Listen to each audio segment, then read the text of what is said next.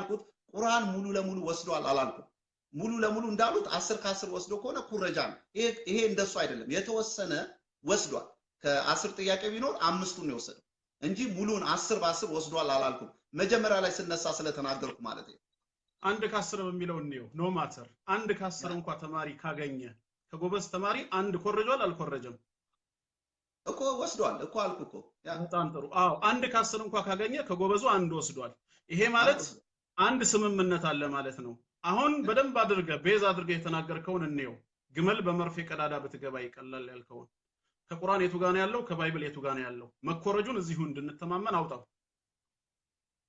እርሶ ሂዱና ቁርአን 7:40 ላይ አንብቡት እሺ 7:40 ከወንጌልስ ወይም ከመጽሐፍ ቅዱስ ማቴዎስ 19:24 ማቴዎስ 19:24 ስለዚህ የተኮረጀውን ቀዳሚውን እንየው ምን ብሎ ማርክ እንደሞላ ከዛ የኮረጀውን ኋላ ደግሞ እንዴት እንደገለበጠ እናጋልጠዋለን ምን ይላል አስቆራጅ ላንብበው አዎ አንብበው ኦኬ አይ እርሶን እየጠበቁ የኮረጀውን እጅ ከፍንጅ ካገኘ ነውማ ግዴታ ነው ፍርድ ቤት ቀርቦ እኮ ማስረጃ ሊቀርብበት ይገባል እሺ ማቴዎስ ያይኔ ትንሽ እንትን ያረገብኝ ስላል ሶሪ ይሄ እንትኑ እሺ ላንብብልህ ኖ ማተር ማቴዎስ ስንት ላይ ማቴዎስ 19:24 እሺ ማቴዎስ 19:24 ይሄንን ላንብብ እየተከታተልክ ምናልባት ከጎበዙ ሊጀምር ሐሳቡ እንዲገባቸው ከቁጥር 17 ጀምራለሁ ይቅርታ ከቁጥር 16 እነሆም አንድ ሰው ቀርቦ መምህር ሆይ የዘላለምን ሕይወት እንዳገኝ ምን መልካም ነገር ላድርግ አለው እርሱም ስለ መልካም ነገር ለምን ትጠይቀኛለህ መልካም የሆነ አንድ ነው ወደ ሕይወትም መግባት ብትወድ ግን ትእዛዝን ጠብቅ አለው እርሱም የትኞችን አለው ኢየሱስም አትግደል አታመንዝር አትስረቅ በሐሰት አትመስክር አባትህና እናትህን አክብር ባልንጀራህንም እንደራስህ ውደድ አለው ጎበዙም ይህንማ ሁሉ ከሕፃንነቴ ጀምሬ ጠብቄያለሁ ደግሞስ የሚጎለኝ ምንድነው አለው ኢየሱስም ፍጹም ልትሆን ብትወድ ሂድና ያለህን ሽጠህ ለድሆች ስጥ መዝገብን በሰማያት ታገኛለህ መጥተህም ተከተለኝ አለው ጎበዙም ይህን ቃል በሰማ ጊዜ ብዙ ንብረት ነበረውና እያዘነ ሄደ ኢየሱስም ለደቀ መዛሙርቱ እውነት እላችኋለሁ ለባለጠጋ ወደ መንግስተ ሰማያት መግባት ጭንቅ ነው ዳግመኛም እላችኋለሁ ባለጠጋ ወደ እግዚአብሔር መንግስት ከሚገባ ግመል በመርፌ ቀዳዳ ቢገባ ይቀላል አለ በትክክል አንብቤ ያለው ያ አሁን ኢየሱስ እያስተማረ ያለው ስለማን ነው በዚህ መሰረት ስለ ባለጠጎች ነው እዚህ ጋር አንብበው ነው ቁርአንን ደስ ይለኛል ግን መጀመሪያ እዚህን ጭብጥ እንውሰደው አሁን ኢየሱስ አሁን ስለማን ያስተማረው ባለጠጎች ምንም ነገር ቢያደርጉ ህግጋትን ቢጠብቁ ያለውን ነገር በመስጠት ረገድ ግን እንደሚከብዳቸው ባለጠጋ የሆነ ሰው መንግስተ ሰማያት ከሚገባ ይልቅ ግመል በመርፌ ቀዳዳ እንደሚሾልክ ነው አይደል ያስተማረው ቁርአኑን አንብብልኝ ቁርአኑን ደግሞ እነዚህ የቀረጾቻቸውን ያስተባበሉ ከነርሱም የኮሩ ለነርሱ የሰማይ ከላይ ልጀምር ወይንስ አይ አንቀጾች አንብቡ ማለት ነው ከምትፈልገው አንብበው 40 እነዚያ አንቀጾቻችንን ያስተባብላሉ ከእርሷም የኮሩ ወይኔ ላንብብልህ ተከታተለኝ አንተ ተከታተለኝ በሱ ነው ላንብብልህ አይው እነዚያ አንቀጾቻችንን ያስተባበሉ ከርሷም የኮሩ ለነርሱ የሰማይ ደጃፎች አይከፈተላቸውም ግመል በመርፌ ቀዳዳ እስከሚገባም ድረስ ገነትን አይገቡም እንደዚሁም አጋሪዎችን እንቀጣለን ባለጸጎችን ወይስ በጌታቸው አንቀጽ ያስተባበሉትን ያ አሁን እኮ ይሄ ሐሳብ እንዳልኩት ነው ሙሉ ለሙሉ ቀደም እንዳልኩት ነው ሙሉ ለሙሉ ኮኮረጀማ እኮ ሙሉ ለሙሉ ነው የምንለው ማለት አሁን ቀደም ያልኩት ነው አሁን 100% ሆነ ኤግዛክትሊ መጽሐፍ ቅዱስ ያለው ነው ማለት ያለበት ስለዚህ አሁን መርፌ ቀዳዳ የሚለው ራሱ ቢብሊካል ትርጉም አለው የመርፌ ቀዳዳ ማለት የመርፌ ቀዳዳ ማለት አይደለም በእስራኤል ውስጥ የነበረ ግመሎችን የማያሳልፍ ሰው ብቻ የሚያሳልፍ ግመል የማያሳልፍ በር ነው ይሄ ግመል ቀዳዳ የተባለ የግመል በር የተባለ ኢየሱስ ክርስቶስ ስለሱ ነው የሚያወራው እዛ ጋር መርፌ በግመል በመርፌ ቀዳዳ ብታልፍ ይቀላታል ያለው ከታሪክ አንፃር ነው የአይሁዶች ቦታን የመርፌ ቀዳዳ የምትባል በር ስላለች ስለዚህ ያን ማለት ነው ስለዚህ ይሄንኑ ወስዶ ቁርአን ስለዚህ ነው የሚያወራው ስለዚህ አውርቶታል አልወሰደም። እባክህ ወንጌላዊ ተክሎ ፕሊስ እንዳዋቂ ለምን አንናገርም? አሁን ምን ያገናኛቸዋል? አንደኛ አስተምህሮታቸው የተለያየ ነው። እዚህ ቦታ ላይ ኢየሱስ የሚያስተምረው ሀብታም የሆነ ሰው ገንዘቡንም አውጥቶ መስዋዕትነትን ከፍሎ ወደ እምነት ጎዳና የመምጣቱ ነገር ቀላል እንዳልሆነና እንደከበደ ነው የሚናገረው። ምሳሌውን ደግሞ ሲያቀርበው የግመልን ትልቅነት ከጠባቧ መርፌ ቀዳዳ መሽሎክ ጋር አገናኘው። ግመል በመርፌ ቀዳዳ ውስጥ መሽሎክ ይከብዳል የሚል ከሆነ አስተሳሰባችን ለሀብታምም እንደዚሁ ወደ መንግስተ ሰማያት የመግቢያ መንገዱ ጠባብ ነው አይደል? ቅዱስ ቁርአን ደግሞ የሚያስተምረው በሀብት ስለበለጸገ ሰው ሳይሆን በጌታው አንቀጽ ስለካደ ኢአማኒያን ነው የሚያወራው። ያኛው ሰውዬ እኮ ኢአማኒ አይደለም። ሁለተኛ የምትረዳው ህግን የጠበቀ ነበረ።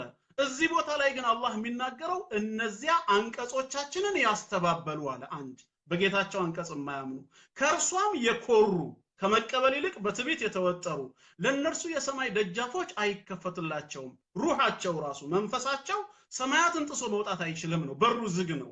ግመልም በመርፌ ቀዳዳ እስኪገባ ድረስ ጀነትን አይገቡም ማለት ጀነትን አይገቡም። እንደዚሁም አጋሪዎችን እንቀጣለን። በጌታቸው አምልኮ ላይ ሌላን በመደረብ የሚያጋሩትን እንቀጣለን ብሎ ስለ ከሃዲያን ስለ ጣዖታውያን ተናገረ እንጂ ስለ ሀብታም አልተናገረም። አሁን አንተ ምንድነው የተኮረጀው? ስለ መርፌ ቀዳዳ የምትል ሁለት ቃልን ባለ 6 ፊደል ሁለት ቃልን አገኘህና ባይብል ላይ መርፌ ቀዳዳ አልክ። ስለዚህ ምን ትላለህ መሰለ?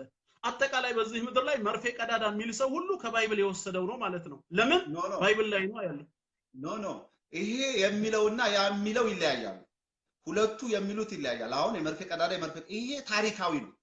ይሄ ታሪካዊ ነው። በኢየሩሳሌም ውስጥ ያለ ቦታ ነው። ይሄ ቦታ አሁን መርፌ ቀዳዳ ቢሆን ሶመኒ መርፌ በአለም ላይ ብዙ መርፌ አለ። ስለዛ የሚያወራ ቢሆን ልስማማለሁ ትችላለህ። አሁን ግን የሚያወራው ስለ ቦታ ስለ በር ነው። የሆነች በር አለች፣ መግቢያ በር አለች፣ የመርፌ ቀዳዳ የምትባል በር አለች። የሚያወራው ስለዛ በር እዚህ ጋር የሚያወራው ስለ መርፌ ቀዳዳ ነው የሚያወራው። ስለዛ ማን የሚያወራው? ኢየሱስ ክርስቶስ ነው የሚያወራው ኢየሱስ ክርስቶስ። ቁርአኑስ የሚያወራው ስለማን ነው? መርፌ ቀዳዳ ሲል እኮ በራሱ መንገድ እኮ ተጠቅሞታል። ግን ከዛ የወሰደው አለ። እዛ ጋር ወስዶ አልወሰደም። ምኑን ነው ወሰደ የምትለው? አልወሰደማ። ምክንያቱም ሐሳቡም አገላለጹም ተለያይተዋል። በሐሳብ አይገናኙም፣ በአገላለጽ አይለያዩም። አንተ ምኑን ነው የወሰደው? ገነት አይገቡም እኮ ይላል እዚህ ጋር። አሁን እነማን ልንገሮት። አሁን ቆይ ልንገሮት። እነማን የሚለው ልተውና ሁለት ነገር ይስማማል እዚህ ጋር። አንደኛ እዚህ ጋር ምን ይላል? እስኪገባ ድረስ ገነት አይገቡም ይላል። የእንትኑ ቁርአኑ ገነት አይገቡም ይላል። የኛም ደግሞ ምንድነው መንግስተ ሰማያት ግመል በመርፌ ቀዳዳ ብትገባ ይሻላታል ይላል። አሁን እዚህ ጋር ስለመግባት ነው፣ ገነት ስለመግባት ነው። ሁለቱም የሚያወሩት ቁርአን የሚያወራው መጽሐፍ ቅዱስ የሚያወራው ገነት ስለመግባት ነው የሚያወራው። ስለዚህ ያ አይገቡም ነው፣ ይሄም አይገቡም ነው እያለን ያለ ስላለ መግባት ነው። መንግስተ ያኛው አይገቡም ያለውን ግን ይሄ አይገቡም አላለማ። መጽሐፍ ቅዱሱ ሀብታም ነው ያለው። በቅዱስ ቁርአንም ሆነ በነብዩ መሐመድ ሐዲስ ባለጸጋ ገነት አይገባም የሚል ትምህርቱም የለም፣ ሽታውም የለም። ለምን ከተባለ ወደ ጀነት ለመግባት ሀብት ሊከለክል አይችልም። ወደ ጀነት ለመግባት ድህነት በር ሊሆን አይችልም። ቁርአኑ የሚያስተምረው ጀነት ለመግባት እምነትና ስራ ወሳኝነት አለው ነው። ስለ ሀብታም ለማውራት ፈልጎ ብቻ ስለ ሀብታም ማውራት ፈልጎ ብቻ አይደለም። ምክንያቱም መንግስተ ሰማያት የማያስገቡ ነገሮችን እየተናገረ ሀብቱም አይደለም። አሁን ሀብታም አይገባም አይደለም። ሀብታም ሆነው ጽድቅ የሚሰሩ አሉ። ሀብታም ሆነው መልካም የሚያደርጉ እሱን አንብበው ስለምን እንደሚያወራ ስለ ሀብታም ነው የሚያወራው። ብዙ ሰዎች ኢየሱስ እያለ ያለው ያንን አይደለም። በሀብታቸው ግፍ ስለሚሰሩ በሀብታቸው አመጽ ስለሚሰሩ ሰዎች እንጂ ሀብታሞች በአጠቃላይ አይገቡም አላለም እንዴ? አይደለም። ባይብሉንም ራሱ ከአውት ኦፍ ኮንቴክስት ነው የምታነበው። ከላይ ጀምረን እንድገመዋ። ወደዚህ የመጣበት ምክንያት ምንድነው? መጨረሻ ላይ ሀብታሙ የተሰጠውን ትዕዛዝ መስራት ስለከበደው ነው። ኃጢአት ላይ ስለሆነ ግብስ ስለሆነ አይደለም። ምንድነው ያለው? ይህንን ሁሉ ከህፃንነቴ ጀምሬ ጠብቅ ያለው አለ። ህግን ጠብቅ ሲለው ህግን እንደጠበቀ ገለጸለት ሀብታሙ። ምን ቀረኝ ነው አሁን አይደለ? የቀረውን እንየው። አመጻ አልነበረም። አሁን የቀረ ፍጹም ልትሆን ብትወድ አለ። ፍጹም ልትሆን ብትወድ ሂድ ያለህን ሽጠህ ለድሆች ስጥ። ከሀብቱ ጋር የተገናኘ ጉዳይ ነው። ከዛስ መዝገብም በሰማያት ታገኛለህ፣ መተህም ተከተለኝ አለው። በዚህ ሰዓት ምን አለ? ጎበዙ ይህን ቃል በሰማ ጊዜ ብዙ ንብረት ነበረውና እያዘነ ሄደ። ምንድነው ያሳዘነው? ኢየሱስ ክፉ ቃል ተናግሮት አይደለም፣ ነገር ግን በሀብቱ መጣበት። ያለህን ሽጥና ለድሆች ስጥ አለው። ጉዳዩ ከሀብቱ ጋር ነው የሚገናኘው። አዝኖ ሄደ፣ አልተቀበለ ማለት ነው አይደል? በሌላ መንገድ እያዘነ ሄደ ማለት ኢየሱስ የነገረውን ታዲያ ምን አለው ኢየሱስም ለደቀ መዛሙርቱ ይላል ከዚሁ ጋር አያይዞ እውነት እውነት እላችኋለሁ ለባለጠጋ ወደ መንግስተ ሰማያት መግባት ጭንቅ ነው ያለውን መስጠት አይችልማ ስለዚህ ይሄኛው በሀብቱና በባለጠጋው ሰበብ የተነገረ ከሆነ እዚህ ቅዱስ ቁርአኑ ላይ ደግሞ አላህ ምን አለ በኔ አንቀጽ የሚያስተባብሉ ከመቀበል የኩሩ ሰዎችን ሩሃቸው መንፈሳቸው ራሱ የሰማይ ደጃፍ አይከፈትለትም ማን ኡስታዝ እኔ የሚያልኩት እሱን ነው አሁን ያልኩት እኮ ተመሳሳይ ነው አሁን ያኛው በሀብቱ ነው አትገባም የተባለው እርሶ አሁንም ሁለቱም የሆነ የእግዚአብሔርን ህግ ባለመፈጸማቸው ነው እየገቡ ያለው እዚህ ጋር ወደ ሲኦል እየወረዱ ያለው ሁለቱም ኮንቴክስት ሁለቱም ህግ ባለመፈጸማቸው አይደለም እነዛ በክህደታቸው ነው ያ መጽሐፉ እንዲላላ ገንዘብን መውደድ የኃጢአት ሁሉ ስር ነው ይላል የኛ መጽሐፍ ቅዱስ ከኃጢአት ጋር የተያዘ ነው እግዚአብሔርን ካለመታዘዝ ጋር ገንዘብን መውደድ ነው ገንዘብን መውደድ ኃጢአት አይደለም እኛ ለርሱ አይደለም ለኔ ማለቱ አይደለም እኔ አሁን ቁርአን አለ አይደለም ያልኩ ኃጢአት አይደለም ከመነሻውም ገንዘብን መውደድ እኛ ግን እንደሱ አይደለም ኖ እኔ ለምን መሰረት አድርጌ አይደለም መነግረ ወንጌላዊ ተስፋ ሎጂክ ነው መነግረ ልጨርስና እንትን ይላል አሁን ገንዘብን መውደድ ማለት ሰው በገንዘቡ ሱሳይድ ያደርጋል ሰው በገንዘቡ ኃጢአትን ይሰራል ሰው በገንዘቡ ዝሙት ይሰራል ሰው በገንዘቡ በወንድሙ ላይ ክፋት ያስባል ያን ማለቱ ነው ስለዚህ የገንዘብን መውደድ ማለት